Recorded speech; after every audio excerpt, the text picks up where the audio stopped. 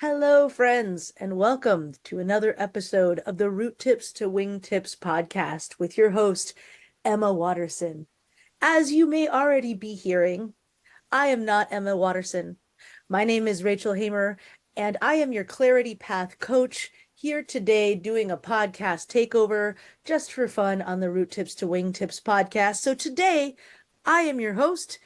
My name is Rachel, and I am your Clarity Path guide today for our subject, all things recovery from surgery. And today, our guest on this podcast is the one, the only, the hostess of your Root Tips to Wing Tips podcast, Emma Watterson. Welcome to the show, Emma. Awesome. Thank you so much. This is awesome to be hosted by you. Thank you so much. Absolutely. And we're going to have so much fun today, even though our subject that we're talking about is how you recovered from a surgery. Is that correct? Correct. Got it. Now, can you tell us a little bit about what this surgery was so that we can get an idea of the scope of it? Absolutely. So after my son was born, I knew that I had an ab separation or diastasis recti, and I was not properly informed, or I did not look into the best ways of getting back into exercises. And before I had my son, I had been doing triathlons, I had been running, and I was pretty active. And after I had Liam, I wanted to get back into shape and dreamed about going back to doing triathlons and other events, and got into CrossFit for a little while, and everybody talks about their mummy tummy and wanting to get rid of it. And so I was trying to do, Dr. Google and trying to figure out the best ways of getting back into shape. And there really wasn't a lot out there. And so I was looking at different ways to try to help heal and recover from that. But there wasn't a ton out there. And so all that is to say is I knew that something was wrong or not quite right. And so I did end up going to see a specialist just to check in and see, hey, what is going on? It never really hurt. It just every once in a while I'd have kind of a twinge. So literally trusting my gut, I went and again saw a specialist, and they said, not only do you have one hernia, you have two. And luckily it was very minor. There were no guts involved. And so they said it's going to be a really quick procedure, 25 to 30 minutes at the most. And so my darling husband has been a wonderful caretaker. He took me in, they did the procedure, and so we're almost at a week out from there. Okay, so let me just put this into a little timeline context, and thank you so much for sharing all of that with us. Um, you mentioned that this all started with the birth of your son. Now, how old is your son? My son is going to be 14 in August. Okay, so this is a bit of a timeline. Can you tell us at what point did you know that you were going to have to see a specialist? So I didn't go see a specialist until probably 2 months ago. Okay, so this has been an ongoing situation that has been needed to be looked at for some time. Yes, and after I had my son, I did go to my primary care physician. They are primary care. They are general physician, and so they don't specialize. And so when I asked, I was like, hey, do I have a hernia? They said, no, you're fine. This is normal to look like this after you've had a baby. And so I kind of went off of that. But knowing, again, trusting my gut, I was like, something's not quite right here. And then the doctor later was able to trace it all the way back to your son's birth. Yes, Amazing. That's wow. As you know, this subject happens to be very close to my heart because for all of those listening out there in Radio Land, Emma is a recovery coach. That's one of the many aspects that Root Tips to Wingtips as a coaching company helps people to do. And you've taken on my mom as a client who has had her own different medical procedures and a lot of things that also have been sort of stretched over a long time and needed finally to go through a healing process. So I'm very personally grateful to you for all that you do. And I'm just mentioning that to say that, this is not the first time that you are going through helping someone to recover from a surgery, although perhaps you've done it for others much more often than for yourself, I would guess. absolutely. And it's a joy and a pleasure to work with your mom. She's a gem. Oh yeah. And we're very fortunate. Our whole family loves having you in it. And it's you're always an asset to anything we're trying to do as far as eating and making sure our health is in balance. You're a necessity, absolutely. So I'm uh let's let's focus in a little bit on the on the the recovery process itself. Now, would you say, I mean, I'm pretty sure you have to eat and you have to sleep, right? Those are the big things. You have to eat, you have to sleep. Is that the main thing that you work on, or are there other aspects that go into it? Those are definitely two key things for healing is knowing the proper foods that are going to help you in the recovery process, and also taking a moment in our busy society and culture to take some time to rest and fully recover. There are some mindfulness techniques, there are some visualization and other things that you can do to help with the recovery process. And they supplement for sure with, because you can eat all the great foods, you can sleep all you want until you kind of make sure that both your conscious and your subconscious are in alignment with one another too. That's always helpful with getting everybody on board, meaning your body, your mind, body, soul, kind of in alignment, and saying, "Hey, let's do this thing." And the sooner you can get everybody on board, and having a good care team, and being willing and open to having some help. We have two dogs as well, and I was told you're not allowed to lift anything over 20 pounds.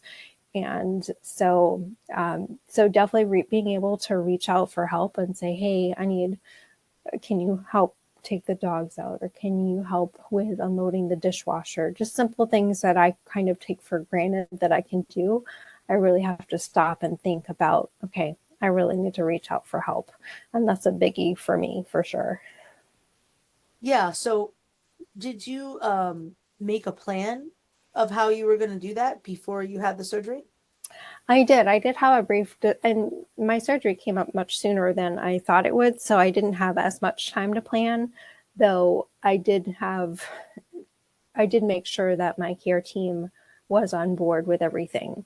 Um, I made sure that I was able to, I went grocery shopping beforehand. I did a few of the laundry beforehand and got things ready. And I also, again, made sure that both my son and my husband were on board with what's going on, and that there are some things that I'm kind of limited in doing, and if they could help. Right. That's great. And I'm really glad that you know that. Now, you said something interesting. You said mind, body, spirit to me. And I think there are those three aspects, right? The body, of course, being mostly the eating part, if you want to think of it that way, the spirit being the sleeping part, because you need those two things, and then the third part is the mind. And we don't have to dive into this just yet. We could wait a little while. But I think that one thing is our mind pretty much is guaranteed to always be ready to go after a surgery before our body. So the thing you said that's really impactful to me is getting all of those things together on board, making sure that your mind is prepared to be eating these foods, making sure that you're prepared with the actual physical foods in the house, making sure that, you're aligned in how much sleep you're going to be taking and really truly resting. And maybe, I don't know, but maybe you're going to be mindful of what kind of content you're consuming. Are you going to spend hours, trolling and watching drama on the phone? Are you going to be watching horror movies that might make you jump out of your pants and raise your adrenaline? Are you going to take the time to be mindful of these things? And if so, how much do you think that's going to impact the recovery? Absolutely. And it's so important, like you said, is you want to put yourself in a positive, restful mind state. So if you're sitting around watching, yes, you may be sitting around, though if you are watching a horror movie, fear in and of itself is like your body doesn't distinguish between running away from a tiger and running for its life from just watching a movie. Like what the eye sees and the brain imagines, that's real for it. And so for me, if I'm going to watch TV, I do try to watch something positive. Although laughing can be challenging, and so I do have to limit like what kinds of things I have to watch in that direction as well. Um, but also reading. Reading is so important, and reading positive books or things that are on the light side of the spectrum. It's definitely something that I've been more mindful of, and reading also allows me to sit, in which my dogs love. They're both about 45 pounds and insist that they are lap dogs. And Oi. it also it also allows me the chance to rest and to ice. Icing is important for keeping inflammation and swelling down, and so I can multitask in terms of providing a lap for my dogs. I can rest my body. I can ice at the same time, reducing that inflammation, and I can read. And it allows me to take in positive information, to be able to use other parts of my brain and not and also just allow me to kind of rest my mind as well. Like I'm keeping it engaged, but it's a restful engagement, if that makes sense. Absolutely. And I think that's really important. I mean, there's so many aspects to this recovery, and there are a lot more that I want to mention right now. But the what you just mentioned, just being in a very restful state and a restful state of mind and being mindful of that recovery is so important. And I think that that's a really, for me anyway, as a life coach and as a healer and someone who really takes into account your daily or your how your mood is on the daily. I'm also hyper aware of this kind of stuff, regardless of whether or not I've had a surgery.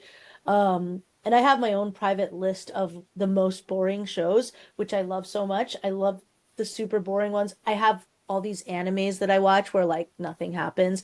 I love it. I'm so into it. And I want to have that because I need to recover from life, even if I didn't have a surgery. I need time to just be super chill and know that like nothing's gonna come jumping out on me, and I just want to be in a very low chill vibe. So I literally watch like anime about a jeweler where like they lose the jewel in a drawer and then they find it again, and it's so boring and I love it so much. That sounds amazing. Yeah. Yeah, it's so great. Anyway, let me I digress. So let me focus in again and ask you about something that you said, which is the inflammation aspect. So that is such a huge thing. As soon as you said it, I thought, okay, we got to go back to that because inflammation is really, really what it's all about. Because if you can keep your inflammation down, everything else around you is going to fall into place as far as your recovery. Am I correct? Absolutely. Yes. So basically, all of the things that we're trying to do here in the end come back to reducing inflammation. Is that fair to say? Yes, absolutely. Definitely. Okay, so let's talk about the foods because the foods are the number one thing, if I'm not mistaken, that's going to influence how inflamed you are. Is that fair to say? Yes, very much so. So talk about which foods you recommend that are going to lower that inflammation. So, so some of the things that I've been focusing on is one is protein rich foods, and these are super helpful for helping with any kind of tissue repair and muscle recovery. I make my own bone broth, so whenever I make grass fed beef, or if I make chicken with the bone in, then I save those bones and I put them in my Instant Pot. Let me tell you, it was one of the best gifts that I ever received. And it makes broth in 45 minutes. If you don't have an Instant Pot, no worries. You can definitely make it on the stove, and or you can use a slow cooker as well. So I put my bones in there. I cover them with water. The key is putting a little bit of apple cider vinegar in there, and what that does is it breaks down the structure of the bone, so it allows the nutrients such as magnesium and calcium, phosphorus, potassium to leach from the bones and get into the bone broth. And you really only need maybe a tablespoon or so in there. But that's definitely one of the key ingredients. You can also add like vegetable scraps or garlic or things like that in there as well, depending whatever you have on hand. And so, again, the other key things that are in bone broth that are really healing are collagen and gelatin. And that's super important for your insides as well. So it's great for digestion. Also works like spackle to repair any tears or any issues along your intestinal wall as well. So that's super good for your immunity and great for digestion as well. And you want to eat things that aren't super greasy. Like I'll talk about healthy fats in a minute, but you don't want to eat a lot of greasy foods afterwards. Um, and so that's why they talk about having things like lean meats. So chicken, um, some cuts of beef, um, and eggs. And there are other plant-based proteins as well. And so protein is super important for the recovery process for sure. Um, Also, in terms of reducing inflammation, I love turmeric, or turmeric. There are different ways of pronouncing it, I suppose. And so this is a wonderful ingredient that really is key for reducing inflammation. It's also good for liver health, which is something that is still lingering from my past as well. So I do try to incorporate turmeric in there. So it's great for liver health as well as for reducing inflammation. Well, I'm so glad you said those things. And I have a couple tips that I'm going to throw in there on top of everything you said, which was so valuable. Um, my couple tips are number one, if you don't have an Instapot or a slow cooker and you're gearing up for a surgery or you've recently had one, go to your local thrift store. Honestly, go to a thrift store. Yeah. I am telling you, they probably have a very affordable used Instant Pot or slow cooker or even stock pot because let's be honest, bone broth is really just the new term for soup stock. It's the same thing. And Yeah. I mean, stock has been well, I when I first came to New York, like because I'm originally, if you don't know me, I'm from Hawaii, and I moved to New York City almost a dozen years ago. And when I first came, I took a class on how to survive the winter, and that was the one thing that I didn't already know, along with, keep your feet warm in the house and make sure that you wear a hat when you go outside, these simple things. The one thing that stood out to me from that class was the value of bone broth because that is known if you have that in the beginning of winter, right before the first frost, if you have that, that fortifies your immune system all winter long to stave off illness and even feeling of suffering from cold. Having bone broth once or twice in October before the first snow is a lifesaver. It is a game changer for people who are going to be who for people who want to survive the winter because listen, coming from Hawaii, I didn't know these things. I also didn't know about seasonal affective disorder. I know this is way off topic, so I'm just going to throw this in there really fast, but I think it's also valuable for recovery if you can to make sure you're getting a little bit of fresh air and a little bit of sunlight if you can during your recovery. I don't recommend staying in a darkened room for weeks at a time because if you're anything like me, that will really not contribute to your mental health situation. And if you know me at all, you know that I'm a life coach and you know that I love to help people feel better. And a little bit of fresh air and sunlight, if you haven't had any, will go miles. I love that you said that. And I saw a meme one time and it said, we're basically house plants with complicated emotions. And I was like, that's pretty true. We need a little bit of sunshine and a little bit of water. And yes, we definitely have our share of complicated emotions. But I'm so glad you touched on that too, because it does relate to the mental aspect of this too, because it's not just a physical recovery. It's mental, it's emotional, and it could be spiritual as well. Like it's definitely a holistic recovery process.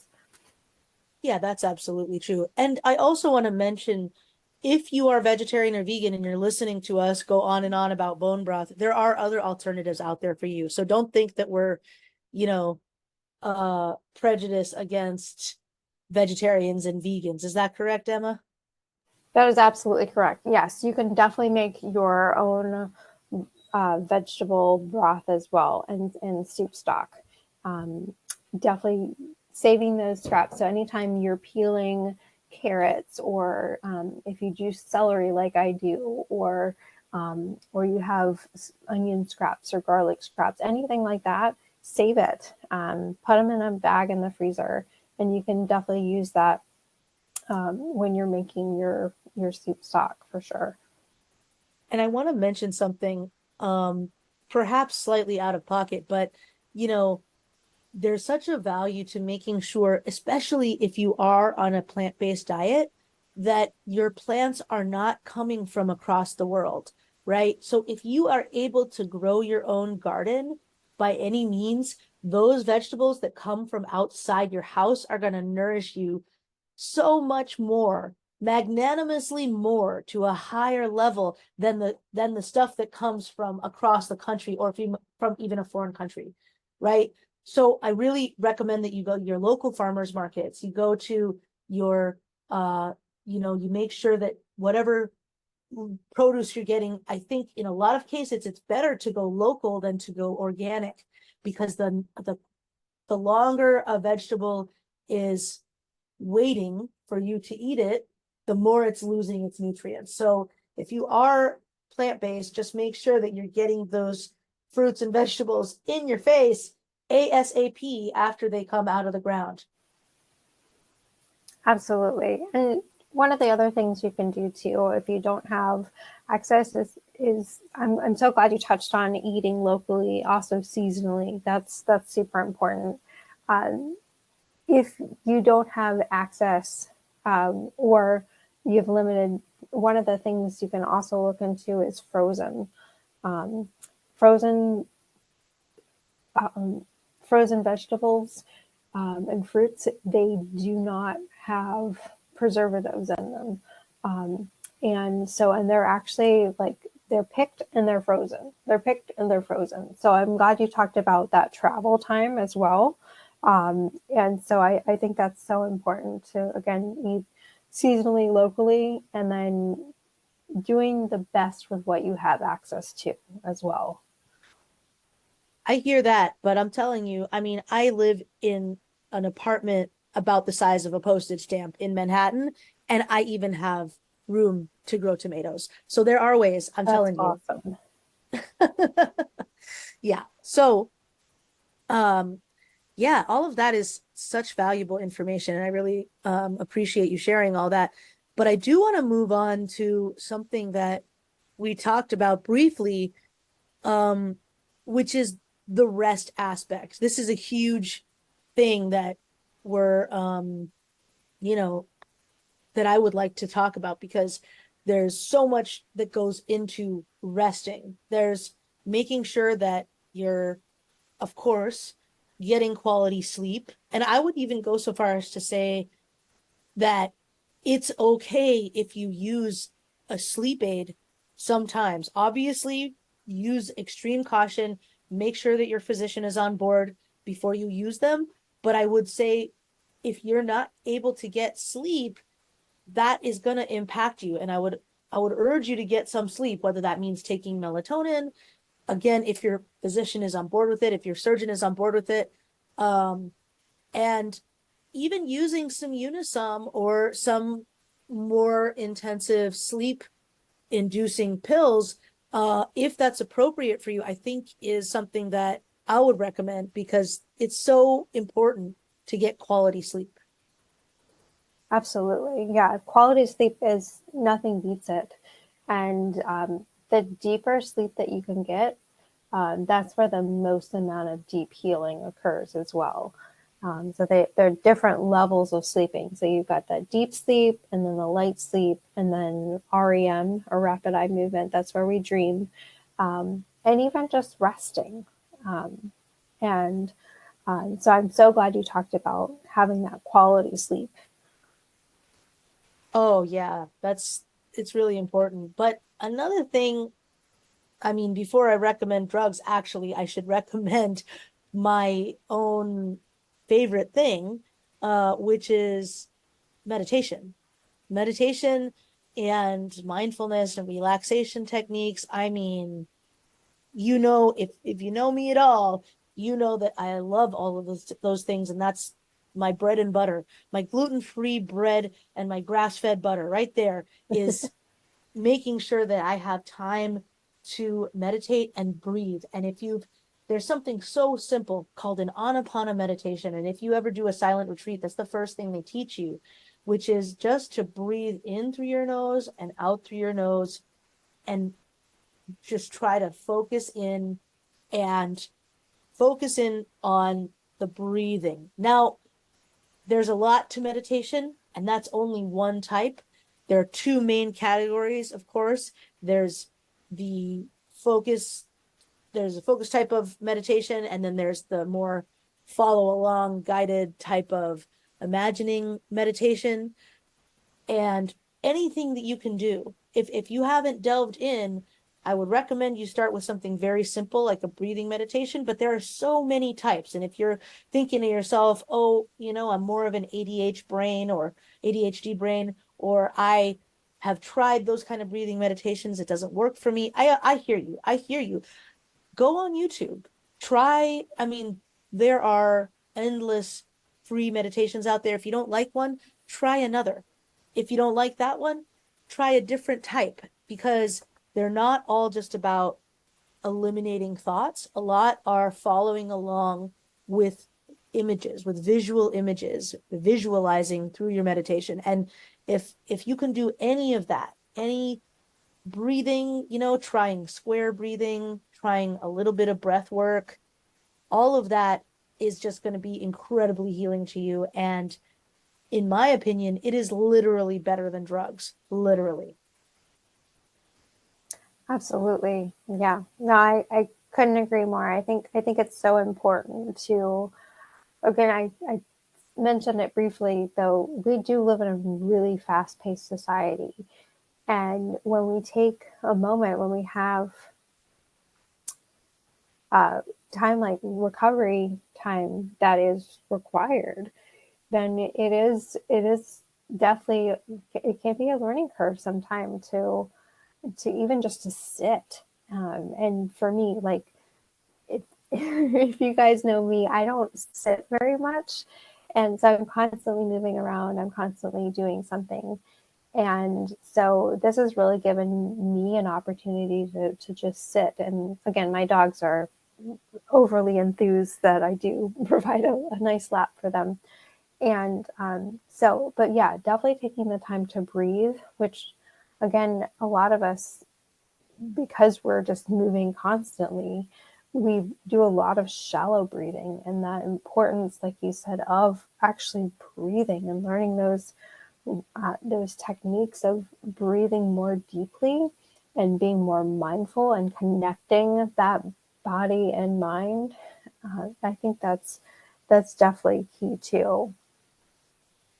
Absolutely. And that really leads into, I think the final aspect that we're going to touch on in this podcast, which is the the real the real danger here, which is going back to too much too soon.